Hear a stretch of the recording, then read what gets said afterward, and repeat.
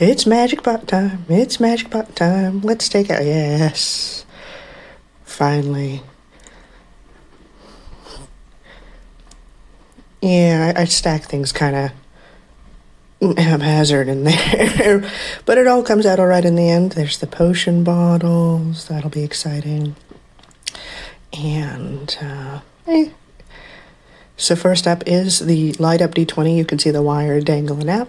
I stuffed this thing full of dried flowers and fairy lights. I'm hoping, it gets a little stuck in there, takes me a second to get it fully out, but I'm hoping I can build a base of this that looks like perhaps a spell book or some other spooky enchanting base so that I can set it on top, and then you can hide the switch in the base and flip the switch. Ta-da! Beautiful, right? Very magical. So I'm very much looking forward to completing that project. This one has some wires poking out. We'll see if that's solvable or not. It might be an issue. This was my second attempt at the tuxedo cat. The first attempt, I got white too much everywhere, and this one proves to be much the same. It's a little bit better. The white didn't creep up on the face as much. I'm having a hard time because the black is showing through the white, so figure that one out.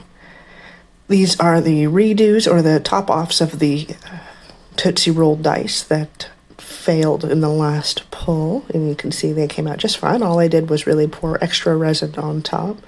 Well, that one didn't. That one's another fail. I'll just pour extra resin on top of that one too. So third round for that one. But you can see that the dye melded perfectly with the old resin and the new resin. So we have lovely little chocolate taffy dice.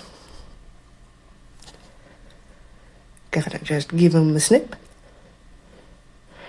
Snip. Yep, pulling off all the little extra resin, and then it'll get sanded down and polished. So I don't have to try too hard in this stage. It's mostly just to get the big chunks off before I start sanding. Looking good, just like their siblings.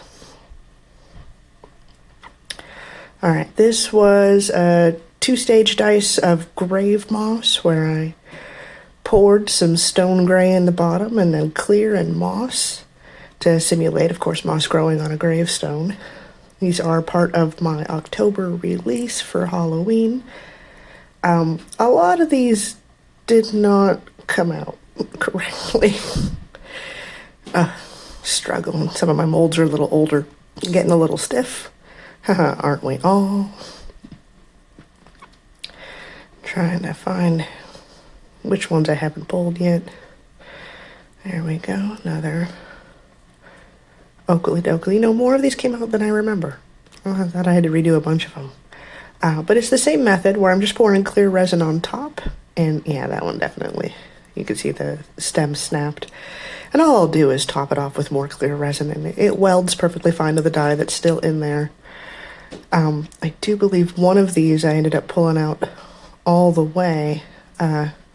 Because it was messed up enough that it was kind of worth yanking the dice out and messing with it. Yeah, you can see it's just half of it's missing there.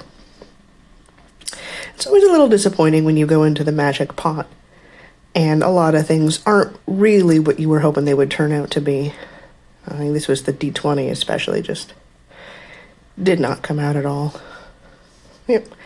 And again, with the snips, just getting those big chunks of resin off. And the trick here really is you also don't want to pull on the resin or distort the resin. You want it to be firm enough that you can really get a good snip. If the resin's still soft, you can actually deform the dice by snipping the resin chunks off because it pulls on the die. So really, just showing off, you can see lovely crystal clear resin. And that's that half a D20. And what I'll end up doing is grinding it down a bit so that it fits back in the mold, and then again just pouring more clear resin on top to top it off, and it basically repairs the die that way. Alright, this was another one of those cute little inexpensive Halloween silicone molds I picked up at the baking section at the craft store, and I had a pretty good time painting the labels with that chrome paint and then pouring more of that graveyard gray on top. And then filling the back with clear and foil.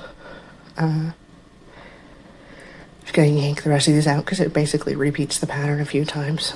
Now these are, again, will probably just be goodies for people's Halloween packages. Either pins, or I might stick a magnet on the back, depending on, you know, what the whimsy strikes me that day. But you can see really cute little witch hats and spiders and skull potions, and, you know, pretty much had a really, really good turnout of those. I think this one is fairly self-explanatory per the caption. Monkey decided that they wanted to help, so here they are, helping. Yeah. Alright, everybody, thanks for watching again. Mess up, roll high, and have a great